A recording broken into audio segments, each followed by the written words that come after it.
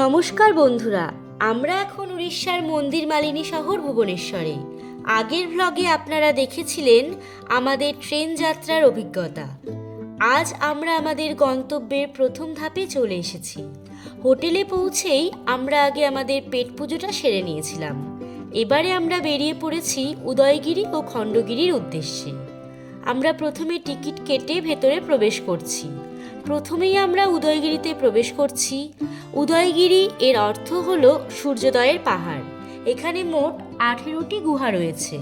দেখুন এখানকার পাথরের গায়ে খোদাই করা কাজগুলো। এগুলো খ্রিস্টপূর্ব 2য় শতকের। কলিঙ্গরাজ খারবেলের আমলের ইতিহাস মিশে রয়েছে এই পাথরগুলিতে। এখানে হাতি গুম্ফা আছে, যেখানে প্রাচীন ব্রাহ্মী লিপিতে শিলালিপিগুলি খোদাই করা আছে। বন্ধুরা, এই যে পাহাড়ের গায়ে খোদাই করা গুহাগুলো দেখছেন, এগুলো কিন্তু কোনো প্রাকৃতিক গুহা নয়।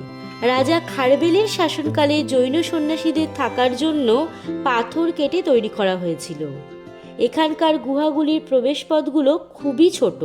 বলা হয় সন্ন্যাসীরা যাতে খুব সাধারণ এবং বিলাসিতাহীন জীবনযাপন করেন, তাই এইগুলি এমনভাবে তৈরি করা হয়েছিল। আর প্রতিটি গুহায় বৃষ্টির জল ধরে রাখার জন্য পাথরের নালা তৈরি করা আছে, যা সেই সময়ের উন্নত ইঞ্জিনিয়ারিংয়ের পরিচয় দেয়।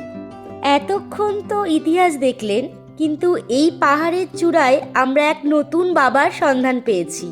কি বিশ্বাস হচ্ছে না? নিজেরাই দেখে নিন।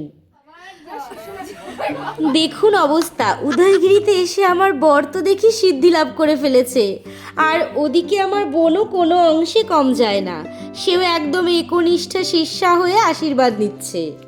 উদয়গিরিতে এই পাথুরে গলি আর খণ্ডগিরি সিঁড়ি ভাঙতে ভাঙতে আমাদের পায়ের নিচে অনেকটা ইতিহাস জমা হলো আজ।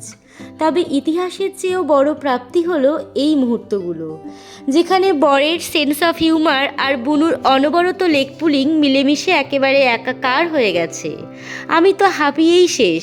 আর বুনু আর বরের এত এনার্জি দেখে মনে হচ্ছে যেন ওরা এখনই উদয়গিরিটাকে হাতে তুলে নিয়ে বাড়ি চলে যাবে। আসলে জায়গা সুন্দর হলে আর তার সাথে এমন একঝাঁক প্রিয় মানুষ থাকলে ইতিহাসও তখন জীবন্ত হয়ে ওঠে। কেমন লাগলো আমাদের আজকের এই ঐতিহাসিক সফর কমেন্টে জানাতে ভুলবেন না কিন্তু।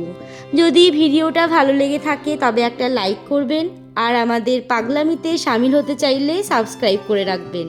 দেখা হচ্ছে পরের ঠিকানায় নতুন কোনো গল্পের সাথে। ততক্ষণ সবাই খুব ভালো থাকবেন, সুস্থ থাকবেন। টাটা।